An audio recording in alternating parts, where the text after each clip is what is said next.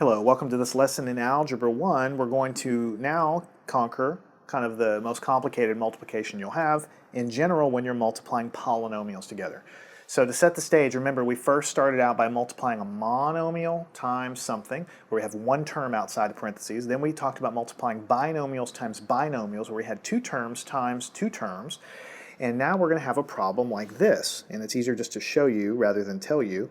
So what if we had a plus 2, and that was going to be multiplied times a squared plus 3a plus 5.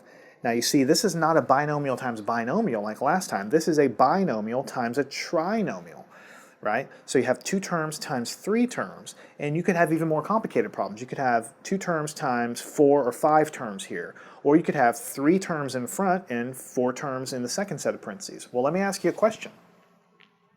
Now that you know how to multiply binomials times binomials the way I taught you, how do you think you would do this problem, even if you don't know the rules? I mean, algebra, at some point you should start seeing patterns in how it works, right?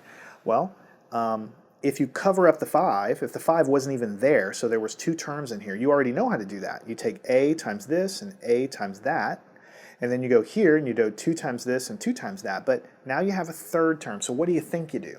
Well, what you do is you start with this first term, multiply this times that term, then a times the 3a, then you have to distribute the a times the 5. So it gets distributed into all 3 of these terms. Then you move over to 2.